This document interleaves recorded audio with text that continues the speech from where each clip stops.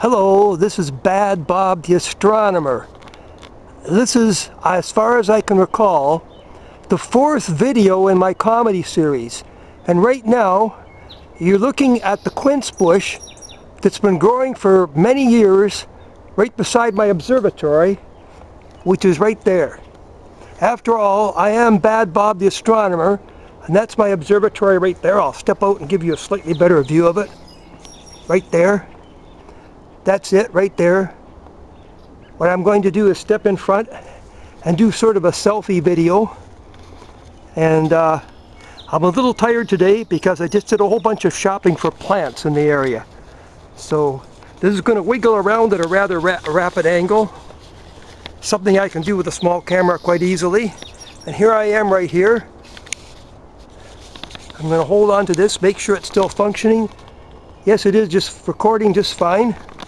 As far as I can recall, this is the 4th video, the comedy video, that I've attempted to do for YouTube and Facebook. And what this video is about is an actual incident that occurred involving my observatory approximately 20 years ago when I first constructed it. Back then, my mother was still alive, and I had an ancient 12-inch telescope inside the building that I constructed in high school. Right now inside the building is a 20-inch telescope. I'll try to hold the camera a little bit more steady. Okay, actually, what happened was, there was approximately 20 years ago, there was a beautiful summer night, and my sister and 2 of my great nieces were visiting my mother and myself from Nebraska. It was in early July, and it was a beautiful day and a beautiful clear night coming up, and they had decided to go camping in the local Yogi Bear campground. Anyway, what happened was, during the daytime, by the way, I should mention this is an absolutely clean story. Absolutely clean story, I can guarantee you there's nothing wrong with it. So anyway, while my sister and my 2 great nieces were camping, by the way, one great niece was approximately 9 years old, and the other was 11 years old. And anyway, during their camping stay at Yogi Bear Campground, they met an 11-year-old girl camping nearby, and they told her about me and my telescope, their great uncle and his telescope and his observatory, and that they were going to come and look through my telescope that night. And the 11-year-old girl that they met at the campground, a total stranger, decided to come with them, and got her parents' permission and everything. And so they came, and it was a beautiful night, and very, very clear. One of the nicest nights I've ever seen around this area. And anyway, we observed some star clusters, and I think we saw a really bright, brilliant blue and yellow double star as well. And the viewing was absolutely spectacular of the universe that night. And anyway, we were out there for 2 or 3 hours looking through my telescope, and my mother was out there keeping us company, and my sister was. And then after the observing was done, we decided to all go into the house for a few minutes, just in the living room, to say our goodbyes. And we were there for maybe 10 or 15 minutes inside my mother's living room.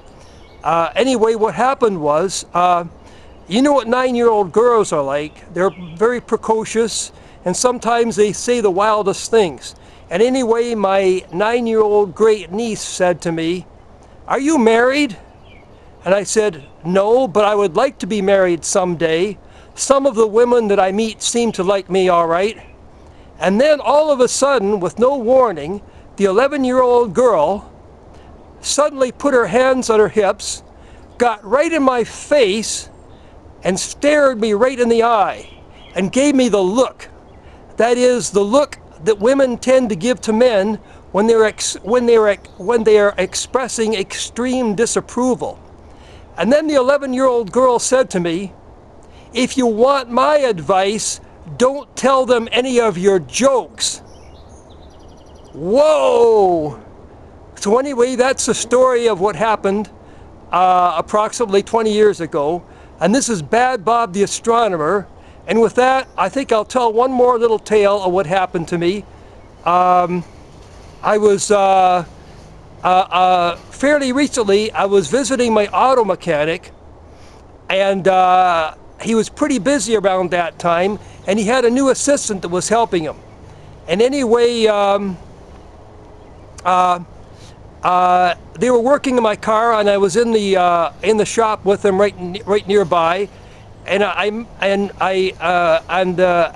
made a humorous remark, and both the mechanic and his assistant laughed out loud quite hard.